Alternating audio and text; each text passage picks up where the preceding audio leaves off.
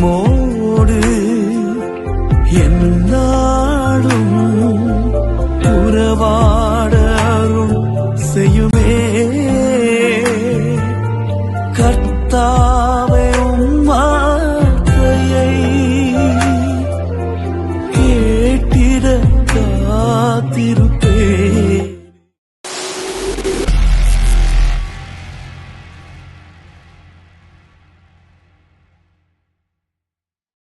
நான் இந்த புதன்கிழமை நாட்களிலே இரவு 9 மணி இந்த ஆராதனையிலே உங்களுக்கு 15 தலைப்புகளே நான் கற்றுக் கொடுத்திருக்கிறேன். ஞாபகம் இருக்குதா என்னன்னு தெரியாது, நோட்ஸ் எடுத்திருக்கிறீங்களான்னு தெரியாது, தொடர்ந்து எல்லாரும் கலந்து கொள்றீங்களான்னு தெரியாது. 15 தலைப்புகளே நான் உங்களோட கூட பேசினேன். அது ஞாபகத்தில் இருந்தா மிகவும் நல்லது. இந்த 15 தலைப்பிலும் நீங்க 15 பிரசங்கங்கள் செய்யலாம். இந்த கற்றுக்கொண்ட பாடத்தை நீங்க அப்படியே மற்றவர்களுக்கு கற்றுக் கொடுக்கும் போது உங்களுடைய ஆவிக்குரிய வாழ்க்கைக்கும் அதே போல உங்களுடைய அனுபவத்துக்கு அது மிகவும் பிரயோஜனமாக இருக்கும் என்று நான் கருதுகிறேன். ஆகையால் 15 தலைப்பிலே நான் கற்றுக் கொடுத்தேன். அதை ஒரு விஷயம் நான் உங்களுக்கு ஞாபகம் காட்டிவிட்டு இந்த நாளிலே புதிய தலைப்புக்குள்ளாக நான் உங்களுக்கு கற்றுக் கொடுக்க விரும்புகிறேன் தேவனுடைய வசனத்தை. நாங்கள் பார்த்தோம் முதலாவது உன்னை விட்டு விலகாத இயேசு என்று, உன்னை விட்டு விலகாத இயேசு என்று ஒரு தலைப்பிலே நான் உங்களுக்கு கற்றுக் கொடுத்தேன். அதன் பின்பு அவருடைய கிருபை விலகுவதில்லை, சமாதானம் விலகுவதில்லை, சமாதானம் விலகுவதில்லை, அக்கினி ஸ்தம்பம் மேக ஸ்தம்பம் விலகுவதில்லை, வாயின் வார்த்தை விலகுவதில்லை, ஆவியானவர் விலகுவதில்லை, கிறிஸ்து என்றும் விலகுவதில்லை. இப்படியான 7 தலைப்புகள். அதன் பின்பு இன்னொரு தலைப்பு கீழாக நான் கற்றுக் கொடுத்தேன் மாறாதவர் என்று. மாறாதவர் எங்களுடைய வாழ்க்கையை மாற்றுகிறவர். அவர் எங்களுக்கு சொன்ன வார்த்தையிலிருந்து அவர் மாற மாட்டார். ஆனாலும் மனிதனாகிய என்னுடைய வாழ்க்கையை அவர் மாற்றுகிறவர் என்று நாங்கள் பார்த்தோம். மாற்றுகிறவர் என்று என்னத்தை மாற்றுகிறார்? துக்கத்தை மாற்றுகிறார், புலம்பலை மாற்றுகிறார், சிறையிருப்பை மாற்றுகிறார், மாறாவின் கசப்பை மாற்றுகிறார், சாபத்தை மாற்றுகிறார், இருளை மாற்றுகிறார், கோணலானவர்களை மாற்றுகிறார். இப்படியாக 15 தலைப்பின் கீழாக நான் உங்களுக்கு கற்றுக் கொடுத்தேன். ஞாபகம் இருக்கிறதா? ஞாபகம் இருந்தால் ஆண்டவருக்கு சோதரம் உண்டாவதாக. என்னென்ன நாங்கள் கற்றுக் கொடுக்கிறதை நீங்கள் ஞாபகம் வைத்திருப்பீர்களானால் அது மிகவும் பிரயோஜனமாக இருக்கும். அது உங்களுக்கும் பிரயோஜனமாக இருக்கும். நல்லது. இன்ற நாளிலே நாங்கள் 9 பேர் இணைந்திருக்கிறோம். இந்த 9 பேரும் ஊழியம் செய்கிறவர்களா என்பதை எனக்கு கொஞ்சம் தெரிந்து கொள்ள வேண்டும். 9 பேரும் ஊழியம் செய்றீங்களா, இல்லாட்டி என்ன மாதிரி நீங்க உங்களோட பண்ணி இருக்குது அப்படிங்கிறது கொஞ்சம் சொன்னீங்கன்னா எனக்கு கொஞ்சம் நல்லா இருக்கும். இன்னைக்கு நான் கற்றுக் கொடுக்கிற தலைப்புக்கு அது மிகவும் கொஞ்சம் ஒருத்தர உங்களை பத்தி சொல்லுங்க. என்ன செய்யுங்க?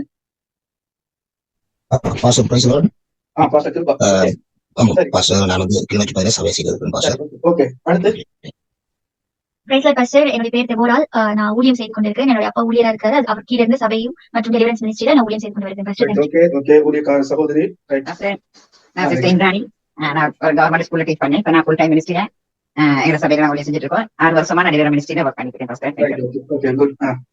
அடுத்து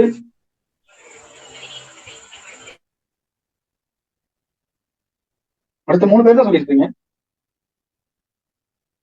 9 பேர் இருக்கிறோம். 8 பேர் சொல்லலாம். இந்த வரலட்சுமி, நான் வீடா வரலட்சுமி பேசுறேன். சுவிசேஷ ஊழியம் தொடர்ச்சியாக 20 வருஷமா செஞ்சு கொண்டு சிறுவர்களுக்கு மத்தியிலையும் அந்த சண்டே கிளாஸ் ஆசிரியராகவும் பாடல் கொயார் குரூப்லயும் இருக்கிறேன். சரி, வெரி குட். 4 பேரு. அடுத்து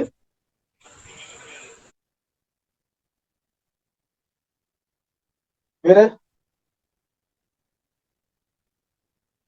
நீங்க என்ன ஊழியர் செய்றீங்களா, இல்லாட்டி ஒரு விசுவாசி இணைஞ்சிருக்கீங்களா? நம்ம கற்றுக் கொடுக்கக்குள்ள யார் இதுல இணைஞ்சிருக்காங்கன்னு கொஞ்சம் தெரிஞ்சா நமக்கு கொஞ்சம் நல்லா இருக்கும்.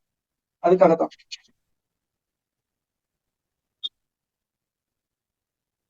விக்டோரியா சிஸ்டர், நீங்க பேசுறது கேட்கல.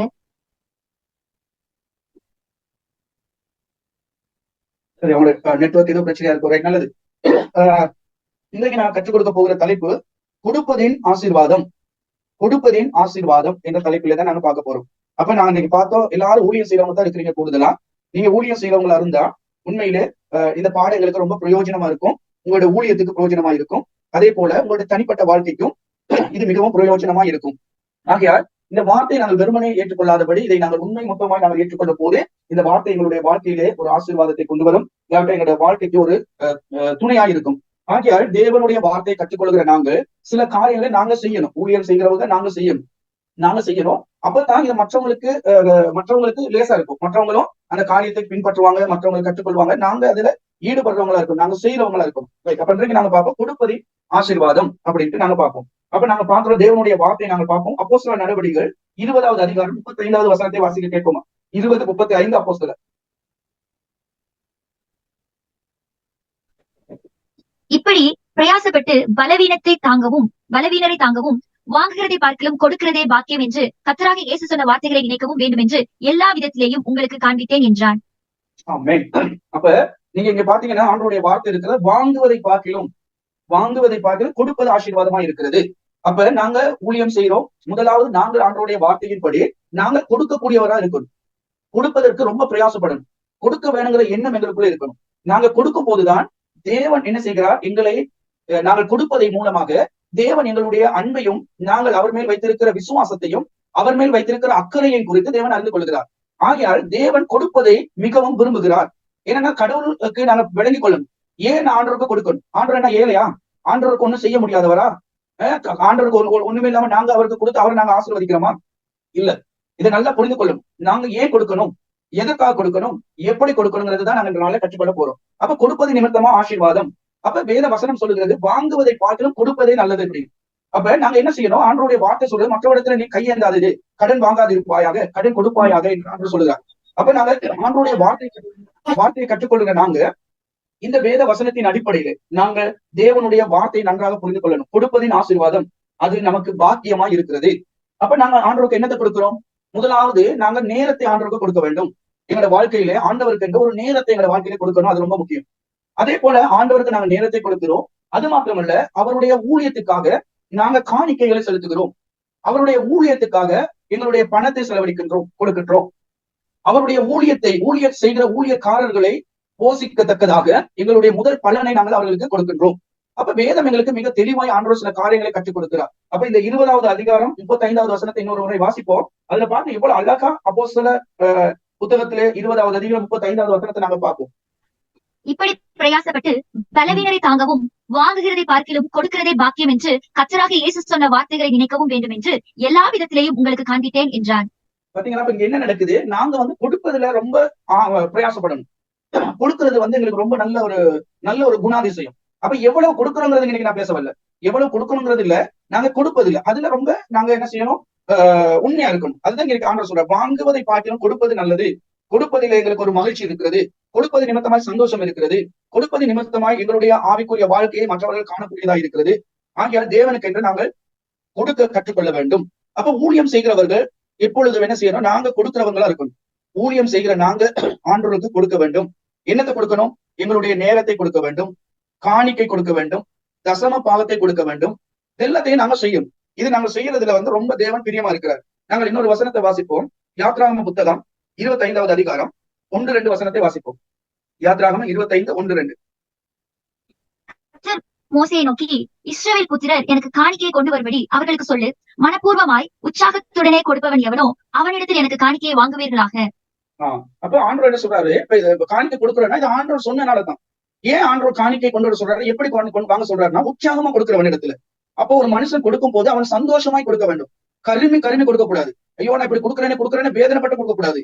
கொடுக்கும் போது அவன் சந்தோஷமாய் கொடுக்க வேண்டும். சந்தோஷமாய் ஆண்டவருக்காய் காணிக்கை கொடுக்க வேண்டும். அப்ப நீங்க பாத்தீங்கன்னா காணிக்கை போடும்போது எப்படி சொல்லிருக்கு ஆண்டவருடைய வார்த்தையில? உன் சகோதரனோடு பகையா இருந்தா காணிக்கையை வச்சுட்டு போயிட்டு அவனோட ஒப்புரவாகிட்டு அதன் பின்பு காணிக்கையை கொடுக்கும்படியா ஆண்டவர் சொல்றாரு. அப்ப இந்த வேத வசனம் எல்லாம் நாங்க கேட்டிருக்கிறோம், அறிஞ்சிருக்கிறோம். ஆனா நாங்க பிராக்டிகலா என்ன செய்யறோம்? அப்ப இங்க நாங்க பாக்குற முதலாவது ஆண்டவருக்கு நாங்க காணிக்கை கொடுக்க வேண்டும். ஆனா இந்த காணிக்கை எப்படி கொடுக்க? உற்சாகமாய் கொடுக்க வேண்டுமா? ஊழியம் செய்கிறவர்கள் ஊழியத்துக்காய் கொடுக்க வேண்டும். முதலாவது ஊழியக்காரர்கள் ஊழியம் செய்கிற நாங்கள் முன்மாதிரியா நாங்கள் கொடுக்க கற்றுக்கொள்ள வேண்டும். காணிக்கை கொடுக்க வேண்டும். யாருக்கு கொடுக்க வேண்டும்? தேவனுக்கு கொடுக்க வேண்டும். அப்ப நாங்க காணிக்கை கொடுக்கிறோம். யாருக்காக கொடுக்கிறோம்? தேவனுக்காக கொடுக்கிறோம். ஏன் தேவனுக்காக கொடுக்கிறோம்? அவருடைய ஊழியம் நடைபெற வேண்டும் என்பதற்காக. அப்ப நாங்க பார்க்கும் போது வேதத்தில் ஆண்டவர் பல விடயங்களை எங்களுக்கு சுட்டி காட்டுகிறார். பழைய காரியங்களை நாங்க பார்க்கிறோம். லேவியராகம புத்தகத்தை நாங்கள் திருப்பிக் கொள்வோம். 27வது அதிகாரம் 30வது வசனத்தை வாசிப்போம். 27-30. தேசத்திலே நிலத்தின் வித்திலும் விருட்சங்களின் கனியிலும் தசமபாகம் எல்லாம் கர்த்தருக்கு உரியது. அது கர்த்தருக்கு பரிசுத்தமானது. 32 வாசிஸ்டர். கோளின் கீழ்பட்ட ஆடு மாடுகளில் 10 பாகத்தில் எல்லாம் கர்த்தருக்கு பரிசுத்தமானது. ஆமென். அப்ப நாங்க பாக்குறோம், பூமியில விளைச்சல் எங்களுக்குள்ள ஆடு மாடு எல்லாத்துலயும் 10 பங்கு தேவனுக்குரியது, தேவனுக்கு சொந்தமானது என்று நாங்கள் வேதத்துல பாக்குறோம். அப்ப தேவனுக்கு சொந்தமானதை நாங்கள் தேவனுக்கே கொடுக்க வேண்டும். தேவனுக்கு சொந்தமானதை நாங்கள் வைத்துக் கொள்ள முடியாது. தேவனுக்கு சொந்தமானதை அவருக்கே நாங்கள் கொடுக்க வேண்டும். இந்த தசம பாகம் என்பது எபிரேயர் மொழியிலே மாசேக் என்று சொல்லப்படுகிறது. மாசேயர் என்றால் 10 என்று அர்த்தம். அப்ப இந்த தசம பாகத்தை தேவன் விரும்புகிறான், தேவனுக்காய் கொடுப்பதை. அப்ப நாங்க பாக்குற எங்களுடைய நிலத்திலே, எங்களுடைய விளைச்சலிலே, கனிகள், எங்களுக்கு கிடைக்கிற எல்லாவற்றிலையும் 10 தேவனுக்குரியது. அது தேவனுக்குரியது, மனிதருக்குரியது அல்ல. தேவனுக்குரியது தேவனுக்கு கொடுக்க வேண்டும். மனிதர்களுக்குள்ளதை மனிதர்கள் பெற்றுக் கொள்ள வேண்டும். அப்ப நாங்க பாக்குறோம், ஒரு ஊழியம் செய்கிறவர், தேவனுடைய சீசரா இருக்கிறவர், தேவனுக்கு பணி செய்கிறவர், முதலாவது அவர் கொடுக்கின்ற நபராக இருக்க வேண்டும். நல்லா விளங்கிக் கொள்ளுங்க. எல்லாரும் சொல்லுவாங்க, ஐயோ பாஸ்டர் நாங்க ரொம்ப கஷ்டத்துல இருக்கிறோம். அது போய் அதை நான் ஒரு நாள் ஏற்றுக்கொள்ள மாட்டேன். ஏன்னா ஆண்டவர் சொல்றாரு, இங்க எவ்வளவு கொடுக்குறோங்கிறது இல்ல. நான் 1 லட்சம் கொடுக்குறேன், 10 லட்சம் கொடுக்குறேன், அது இல்லைங்க. ஆண்டவர் இங்க பேசுறாரு என்னன்னா, நாங்க மனப்பூர்வமா மன மகிழ்ச்சியாய் எவ்வளவு ஆண்டவருக்கு கொடுக்குறோங்கிறது முக்கியம் இல்லை, எப்படி கொடுக்கிறோம். அப்போ ஒரு ஊழியக்காரன் செய்யணும், தன்னுடைய விளைச்சலில் இருந்து ஒரு பங்கை நாங்கள் கொடுக்க வேண்டும். தனக்குள்ள ஆடு மாடுகளிலே தசம பாகம் என்று ஒரு பங்கை கொடுக்க வேண்டும். இது தேவன் விரும்புகிற காரியம். நீங்க பாக்குறோம் கொடுப்பதின் ஆசீர்வாதம். இதுதான் ஒரு பெரிய பாடம். இன்றைக்கு நாங்க இதை ஆரம்பிக்கிறோம். தொடர்ந்து நீங்க இதுல வாங்க, உங்களுடைய வாழ்க்கைக்கு பெரிய ஆசீர்வாதமா இருக்கும். நாங்கள் வாசிப்போம் என்னாகமம் 18வது அதிகாரம் 21வது வசனம். இதோ லேவியின் புத்திரர் ஆசாரிப்பு கூடாரத்தின் பணிவிடை செய்கிற அவர்களுடைய வேலைக்காக இஸ்ரவேலருக்குள்ளவே எல்லாவற்றிலும் தசம பாகத்தை அவர்களுக்கு சுதந்திரமாக கொடுத்தேன். அப்ப என்ன சொல்றாரு ஆண்டவர்?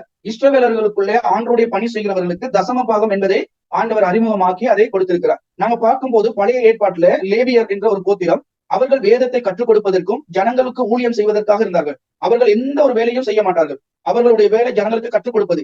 ஆனா அவர்கள் வாழணும், சாப்பிடணும் ஆகியால அவர்களுக்கு தேவன் இந்த காரியத்தை கொடுத்திருந்தார். இன்றைய உள்ள நிலைமை நாங்கள் பின்னால நாங்கள் பாடத்துல கற்றுக்கொள்வோம். அப்ப இங்க நாங்க பார்க்கிறோம், எல்லாவற்றிலும் தசம பாகத்தை நாங்கள் கொடுக்க வேண்டும். 26வது வசனத்தை வாசிப்போம். அந்த அதிகாரத்துல 26. நீ லேவியரோடே சொல்ல வேண்டியது என்னவென்றால், இஸ்ரவேல் புத்திரர் கையில் வாங்கிக் கொள்ளும்படி நான் உங்களுக்கு சுதந்திரமாக கொடுத்த தசம பாகத்தை நீங்கள் அவர்கள் கையில் வாங்கும் போது தசம பாகத்தில் 10 ஒரு பங்கை கர்த்தருக்கு ஏறெடுத்து படைக்கும் படைப்பாக செலுத்த வேண்டும். 10 ஒரு பங்கு. அப்ப இங்க ஊழியக்காரனுக்கு கொடுத்திருக்கிறாரு. ஊழியக்காரன் வாங்கி அவங்க என்ன செய்யணும்? 10 ஒரு பங்கு கொடுக்கணும். இன்னைக்கு முதலாவது ஊழியர்கள் தங்களுக்கு கிடைக்கிற எல்லாவற்றிலும் 10 ஒரு பங்கை நாங்கள் ஆண்டவருக்கு காணிக்கையாய் நாங்கள் கொடுக்க வேண்டும். தசம பாகமாக நாங்கள் கொடுக்க வேண்டும். இப்ப காணிக்கையும் தசம பாகத்தை குறித்து நாங்கள் தொடர்ந்து கற்றுக்கொள்வோம். இன்றைய நாள்ல நாங்க பாக்குறோம் கொடுப்பதின் ஆசீர்வாதம். அப்ப தசம பாகத்துல நாங்க என்ன செய்யணும்? ஊழியக்காரரா இருக்கலாம், விசுவாசியா இருக்கலாம், யாரா வேணாலும் இருக்கலாம். எங்களுக்கு கிடைக்கிற வருமானத்துல நாங்கள் ஒரு பகுதியை தேவனுக்கு கொடுக்க வேண்டும். இதை நீங்க பாத்தீங்கன்னா, ஆண்டவர் இந்த பூமியை சிருஷ்டித்து, ஆதாம் ஏவாளை சிருஷ்டித்து, இந்த பூமியை ஆசீர்வதித்து, இந்த பூமியில எல்லாவற்றையும் ஆதாம் ஏவாளுக்கு கொடுத்தார் அனுபவிக்க. ஆனா நன்மை தீமை அறியும் மரத்தை மாத்திரமே தொட வேணாம்னு சொன்னார். நீ இதை தொட்டா நீ சாவாய் அப்படின்னாரு. அப்ப இந்த வசனத்தை கொஞ்சம் பாருங்க. என்னன்னா, ஆண்டவர் சொன்னா எல்லாவற்றையும் நீங்க அனுபவிங்க, எல்லாம் உங்களுக்கு இருக்குது, எல்லாவற்றையும் உங்களுக்கு பயன்படுத்த முடியும். ஆனா நன்மை தீமை அறியும் விருட்சத்தை நீங்கள் புசிக்க வேண்டாம்னு சொன்னார். அதை நீங்கள் புசித்த நாளிலே நீங்கள் சாவீர்கள் அப்படின்னாரு. அப்ப ஏன் அதை ஆண்டவர் ஒதுக்கி வைத்தார்னு கேட்டா, அது தசம பாகமாக ஆண்டவருக்குரியதாக அதை ஒதுக்கி வைத்தார். இன்னைக்கு எல்லாரும் என்ன செய்யறாங்க? எது ஆண்டவருக்குரியதோ அதைத்தான் கையில எடுக்கிறாங்க. அதனாலதான் இன்றைக்கு ஆசீர்வாதம் இல்லாம போகுது. அப்ப ஆண்டவர் எதை தொட வேணாரோ அதை தான் நீங்க தொடுவாங்க. அப்ப 10 ஒரு பங்கு அது தேவனுக்குரியது, ஆண்டவருக்குரியது. அதை எக்காரணத்தை கொண்டு நாங்க தொட முடியாது. அதை நாங்கள் கை வைத்தால், அதை நாங்கள் தொட்டால் சாகவே சாவோம்.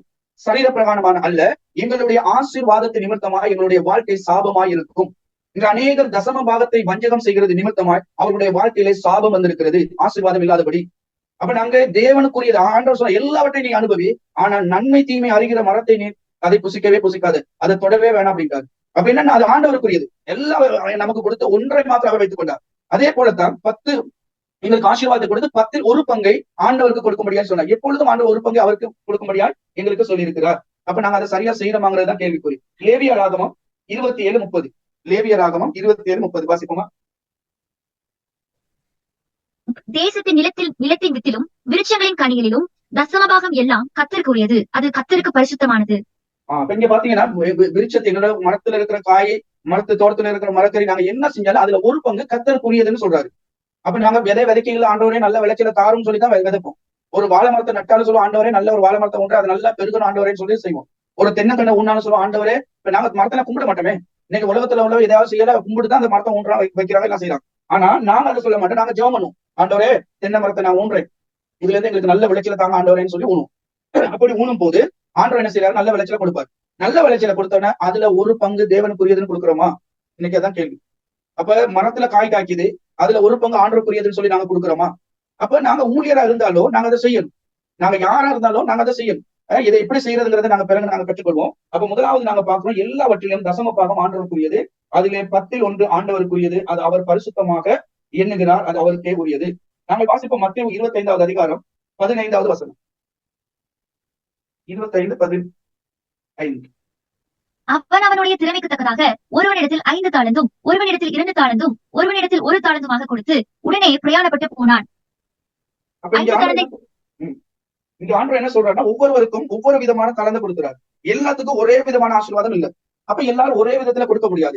யாருக்கு எவ்வளவு கொடுத்திருக்கிறாரோ அதுக்கேற்ற விதத்துல அவங்கவுங்க என்ன செய்யணும், ஆண்டவருக்கு தசம பாகம் செலுத்தணும்.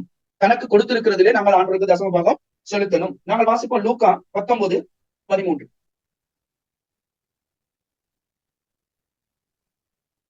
லூக்கா 19:13.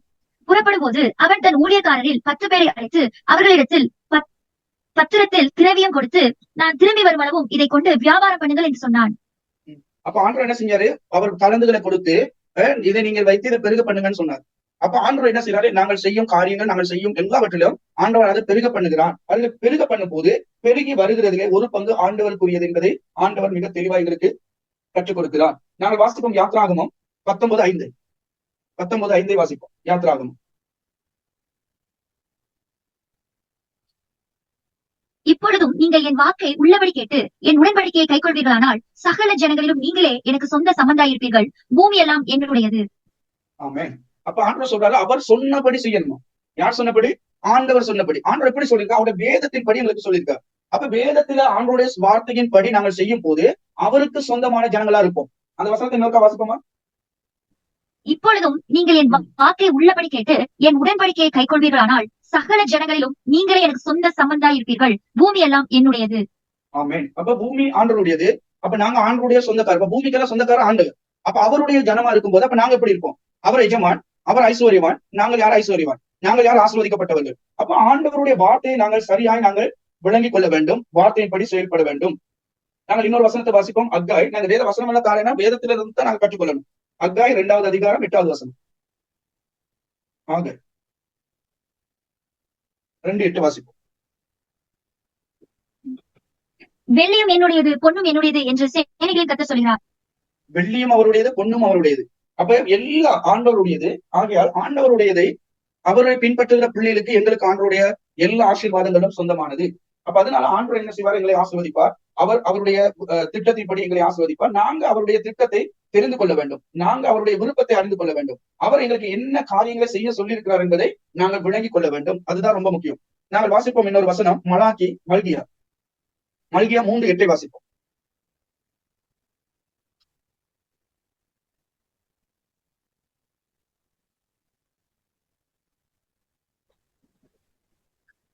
மனுஷன் தேவனை வஞ்சிக்கலாமா? நீங்களோ என்னை வஞ்சிக்கிறீர்கள். எதினாலே உண்மை வஞ்சித்தோம் என்கிறீர்கள், தசமபாகத்திலும் காணிக்கைகளிலும் தானே.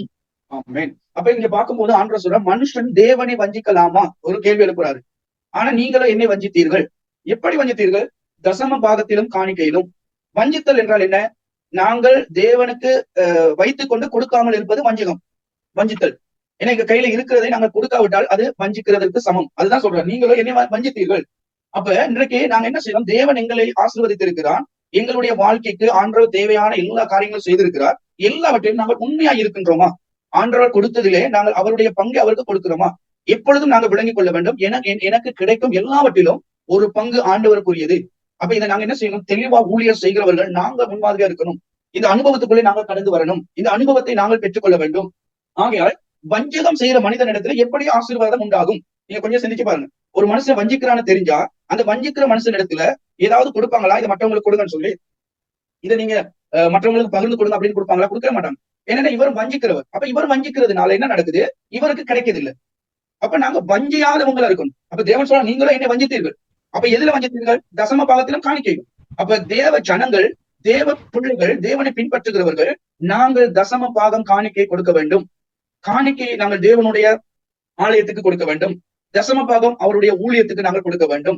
ஆகையால் இதை நாங்கள் என்ன செய்யக்கூடாது? வஞ்சிக்க கூடாது. இன்று அநேகருடைய வாழ்க்கையிலே அநேகர் இந்த தசம பாகம் காணிக்கையை வஞ்சித்து வைப்பது நிமித்தமாய் அவர்களுக்கு தேவனிடத்திலிருந்து பெற்றுக்கொள்ள முடியாமல் இருக்கிறது. தேவன் அவர்களுக்கு கொடுக்காமல் இருக்கிறார். ஆகையால் தேவனுடைய வசனம் சொல்லுது, மனுஷன் தேவனை வஞ்சிக்கலாமா? கேள்வி கேட்கிறார். ஒருவரால் வஞ்சிக்க முடியுமா? இந்த கேள்வி கேட்ட நீங்களும் முடியாதுன்னு தான் சொல்லுவீங்க. தேவனை வஞ்சிக்க முடியுமா? முடியாது. ஆனால் நீங்களோ என்னை வஞ்சிக்கிறீர்கள். வஞ்சிக்க முடியாதுன்னு சொல்லிட்டோம். ஆனா சொல்றாரு நீங்களோ என்னை வஞ்சிக்கிறீர்கள். அப்ப கேள்வி கேட்கிறாங்க, எப்படி நாங்கள் உண்மை வஞ்சித்தோம்? அப்ப அதுக்கு ஆண்டவர் சொல்றாரு, தசம பாகத்திலும் காணிக்கையிலும் தானே. அப்ப நாங்க என்ன செய்யணும்? தசம பாகத்துல காணிக்கையில வஞ்சிக்காதபடி செயல்படணும். 9வது வசனம் ரொம்ப முக்கியம். நீங்கள் சபிக்கப்பட்டவர்கள், ஜனத்தாராகிய நீங்கள் எல்லோரும் என்னை வஞ்சித்தீர்கள். பாருங்க எப்படி ஆண்டவர் சொல்றார், நீங்கள் சபிக்கப்பட்டவர்கள். அப்ப ஆண்டவருடைய காரியத்தை, அவருடைய பங்கை அவருக்கு கொடுக்க வேண்டியதை கொடுக்காவிட்டால் நாங்க வஞ்சிக்கப்பட்டவர்கள். அப்ப நாங்க இதை நல்லா தெளிவா புரிந்து கொள்ளணும். நான் எப்பொழுதும் நாங்க கொடுக்கிறவங்களா இருக்கணும், ஆண்டவருக்கு கொடுக்கக்கூடிய நபரா இருக்கணும். 10வது வசனத்தை வாசிப்போம். என் ஆலயத்தில் ஆகாரம் உண்டாயிருக்கும்படி தசமபாகங்களை எல்லாம் பண்டக சாலையிலே கொண்டு வாருங்கள். அப்பொழுது நான் வானத்தின் பலகணிகளை திறந்து இடம் கொள்ளாமல் போக மட்டும் உங்கள் மேல் ஆசீர்வாதத்தை வர்ஷிக்க மாட்டேனோ என்று அதனாலே என்னை சோதித்து பாருங்கள் என்று சேனைகளின் கர்த்தர் சொல்கிறார். ஆண்டவர் சொல்றாரு என்னன்னா, முதலாவது நாங்கள் ஆண்டவருடைய ஆலயத்திலே ஆகாரம் உண்டாகி இருக்கும்படிக்கு பண்டக சாலை, பழைய ஏற்பாடு காலத்துல நாங்க பாக்குற பெரிய ஒரு ஹோல் கட்டி இருப்பாங்க.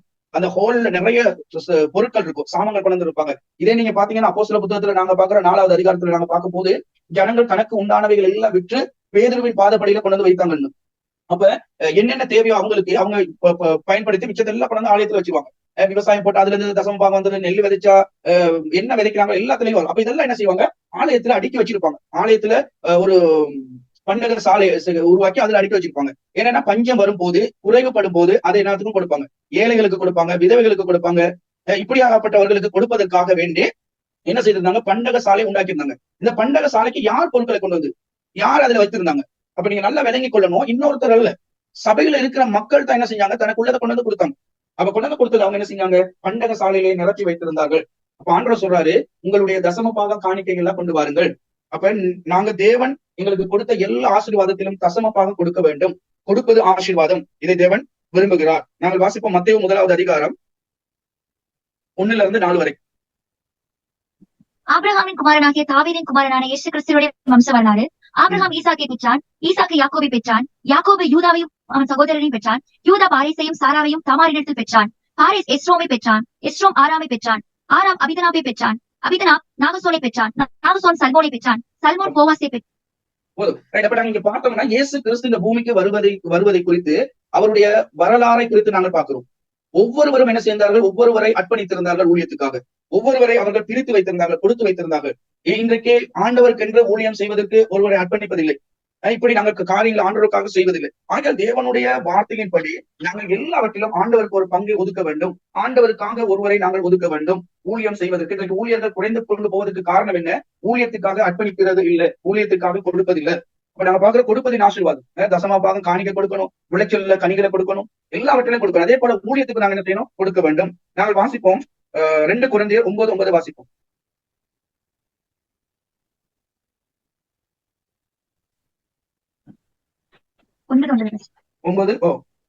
வாரியரை தான் ஏழைக்கு கொடுத்தான், அவனுடைய நீதி என்றென்றைக்கும் நிற்கும் என்று எழுதியிருக்கிறபடியாகும்.